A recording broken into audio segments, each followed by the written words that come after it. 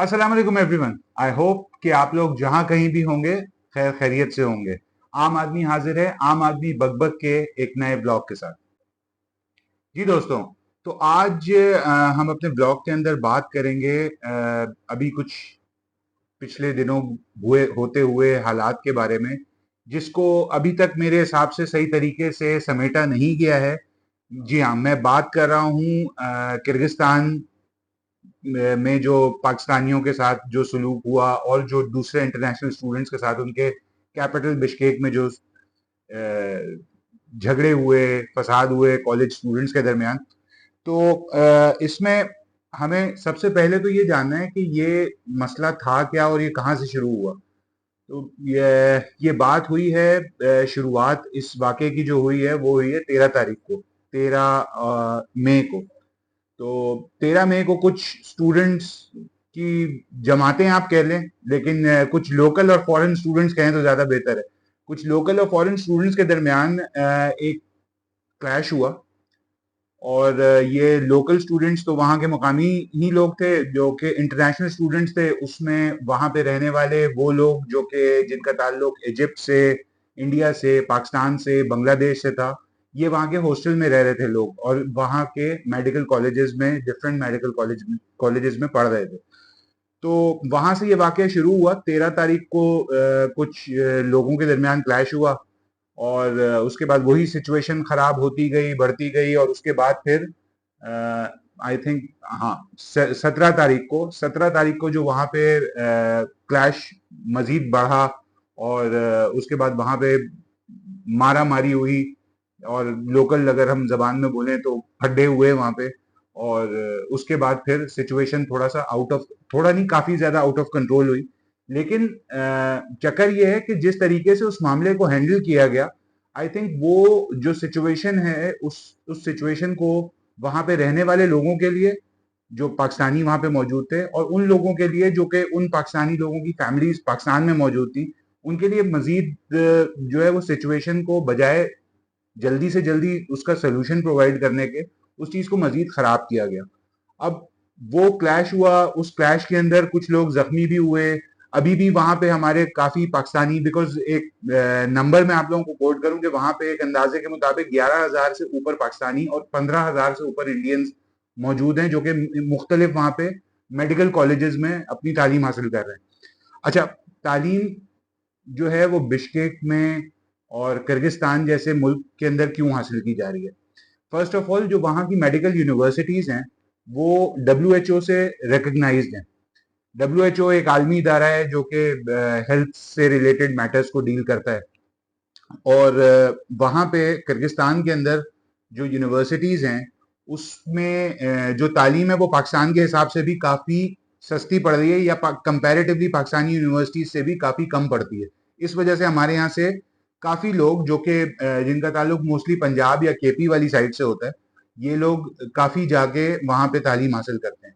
तो around 11,000 plus students वहाँ पे मौजूद हैं पाकिस्तानी, जो कि मुख्तलिफ मेडिकल के शोबाजात में तालीम हासिल कर रहे हैं।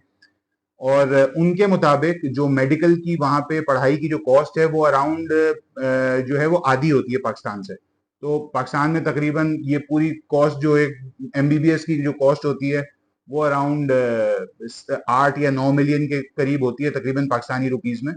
और यही कॉस्ट जब वो वहां जाके तालीम हासिल करते हैं तो ये कॉस्ट जो है वो उनकी आधी हो जाती है, around 4 to 5 million rupees Pakistani. तो इस वजह से ये पंजाब और KP वाली साइड से हमारे लोग वहां पे जाते हैं। तो खैर बहरहाल अब मसला ये हुआ कि वहां पे जो कोई भी हालात खराब होने थे, हम लोग तो पाकिस्तान में रहते हुए हम लोग तो ये हालात खराब और इन सारी चीजों के काफी आदी होते हैं, मगर फिर भी जो लोग बाहर रह रहे होते हैं, एक टेंशन की सिचुएशन हो जाती है अगर कोई इस तरह का मामला हो। और मैं जहां तक समझता हूँ कि हमारी जो अथॉरिटीज हैं, जो हमारी गवर्नमेंट है, स्पेशली हमारे जो प्राइम मिनिस्टर हैं, डेप्यूटी प्राइम मिनिस्टर हैं, और फिर जो मिनिस्ट्रीज हैं वो जो इन सारे मसलों को हैंडल करती हैं, उनको बर वक्त काम करने की जरूरत होती है इन मामलात में, क्योंकि ये मामलात ऐसे होते नहीं जिसमें डिले किया जाए, ताकि अगर कोई बात हुई भी है, खुदा ना खास्ता, उसमें मैं ये नहीं कह रहा कि किसी का कसूर है, उसमें मसला ये है कि एक मामला खराब हुआ, अब उस मामले को खराब हैंडल करने की वजह से उसकी पेचीदगियां जो हैं वो और ज्यादा बढ़ जाती हैं और वो लोगों के लिए और तकलीफ का बायस बन रही होती है। तो खैर बहरहाल जो कुछ भी वो मामला हुआ, उसके बाद यहाँ की अथॉरिटीज ने उन मामलात को हैंडल कैसे किया।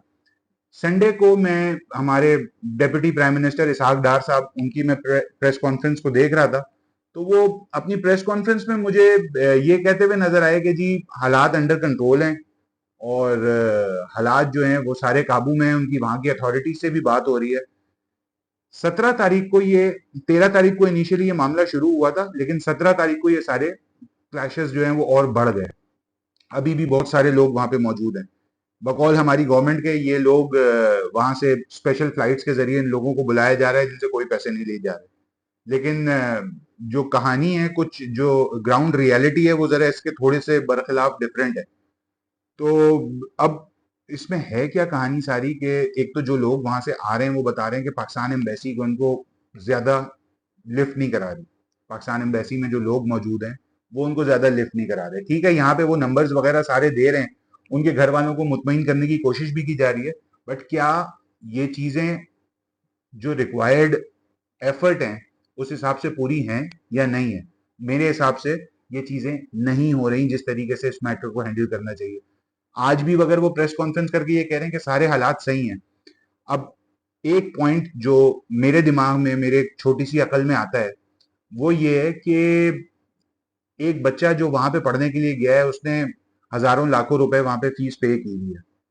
अब अगर ये लोग कह रहे हैं कि वो लोग वहां से निकलने के लिए मतलब तैयार बैठे हैं बिल्कुल, तो इसका मतलब क्या है कि वहां पे क्या हालात नॉर्मल हैं जिसकी जिसके बाइस वो उन लोगों ने ये फैसला किया कि वो अपनी तालीम को बीच में अधूरा छोड़ के या अपनी सेमेस्टर की फीस को जो है वो उन्होंने जो एडवांस में पे की होगी उस चीज को वो अधूरा छोड़ के बीच में सब कुछ छोड़ छाड़ के पाकिस्तान आ जाए।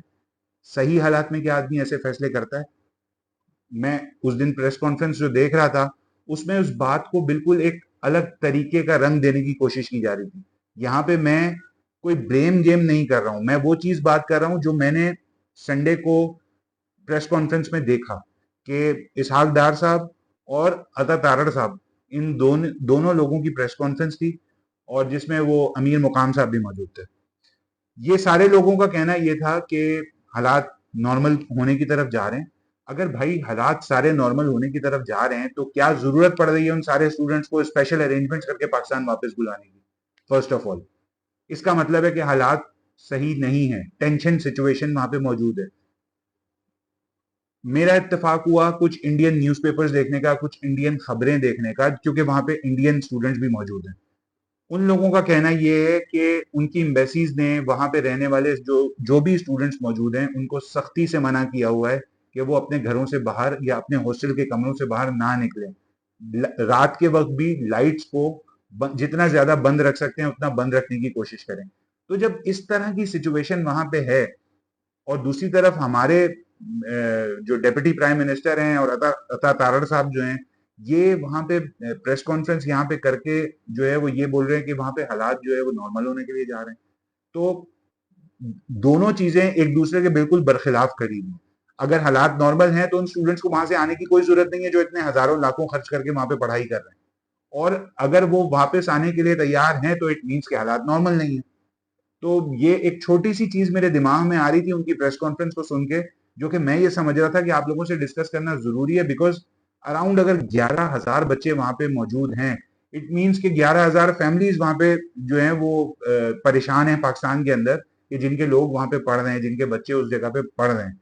कुछ लोग वापस आ गए, कुछ लोग वापस आने के लिए तैयार हैं, लेकिन बात सारी की सारी ये है कि जब सब लोग छोड़ के आना चाह रहे हैं और अपनी इतनी मेहनत से कमाई हुई पैसों के जो है वो उसकी भी परवाह नहीं कर रहे कि उनकी फीस जाया हो जाएगी या उनको नेक्स्ट सेमेस्टर में एडमिशन मिलेगा या नहीं मिलेगा, उनकी तालीम का जो टाइम है उसका ड्यूरेशन बढ़ जाएगा, ये सारी चीजों की कुर्बानी देके जब वो पाकिस्तान आने के लिए तैयार है तो ऑब्वियसली हालात सही नहीं है।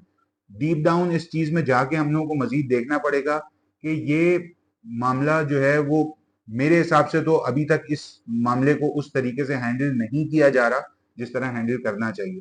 तो रिक्वेस्ट है मेरी उन अथॉरिटीज से, उन लोगों से जो कि इस मामले को हैंडल कर रहे हैं, कि प्लीज इस कम से कम इस चीज के अंदर ब्लेम गेम खेलना बंद करें। लोगों को, जिनके प्यारे वहां पे मौजूद हैं, जिनके बच्चे, जिन घरों के बच्चे वहां पे मौजूद हैं, उनको सही पिक्चर दिखाएं, ताकि कोई भी चीज जो है वो हालात खराब होने से पहले हम प्रोएक्टिव मेजर्स ले लें। तो वो जिस तरीके से उन्होंने प्रेस कॉन्फ्रेंस को हैंडल किया, वहां पे भी वो बैठ के वही ब्लेम गेम कर रहे थे कि जी फलां पार्टी का सोशल मीडिया विंग है जो ये खबरें फैला रहा है। ठीक है भाई, वहां पे लोग नहीं मरे, वहां पे लोग, अल्लाह का शुक्र है, महफूज हैं, किसी का जानी नुकसान नहीं हुआ। किसी को जिस तरीके से बात की जा रही थी कि वहां पे लोगों की इज्जतें महफूज लड़कियों की नहीं है, वो वाले मसले मसाइल नहीं क्रिएट हुए। बहुत अच्छी बात है, अल्लाह का लाख लाख एहसान है। लेकिन जो लोग अभी मसले में घिरे हुए हैं राइट नाउ, उन लोगों को तो वहां से बाहर निकलना है ना। अगर उन लोगों को वहां से आप बाहर नहीं निकालेंगे और ये पोर्ट्रे करते रहेंगे कि जी हालात बिल्कुल सही हैं, सब कुछ सेट हो चुका है, कोई टेंशन की बात नहीं है, तो ऑब्वियसली वहां रहने वाले जो लोग हैं और फिर यहाँ उनकी जो फैमिलीज हैं, वो दोनों सफर कर रहे होंगे। तो खुदारा इस मैटर को सही तरीके से हैंडल करें। अभी ये छोटा मैटर है, कल को आपकी मिस हैंडलिंग की वजह से या आपके गलत अप्रोच की वजह से ये मैटर अगर बड़ा हो गया, तो इन सारे लोगों की जवाबदेही कौन करेगा? हमारे यहाँ लाखों करोड़ों चीजें ऐसी हैं जो पेंडिंग में चल रही हैं, जो पहले मसले बड़े हो चुके हैं, जिनको कोई पूछने वाला नहीं है। तो उस लिस्ट के अंदर इजाफा ना करें और इस मसले को सही तरीके से हैंडल करें। आई होप कि मेरी ये बात आप लोगों की समझ में भी आई होगी। और अथॉरिटी से जो लोग बात करने के लिए जा रहे हैं, जिनके प्यारे वहां पे मौजूद हैं, जिनके बच्चे जिन घरों के वहां पे मौजूद हैं, वो लोग अथॉरिटी से बात अब इस पॉइंट ऑफ व्यू को सामने रखते हुए करेंगे कि जब सब कुछ वहां पे सही है, तो फिर लोग आने के लिए परेशान क्यों हैं। आई होप आप लोगों की समझ में आया होगा। तो ये थी आज की छोटी सी बात। Until next time, keep learning, keep growing and keep making a difference. This is the आम आदमी साइनिंग ऑफ। अल्लाह हाफिज।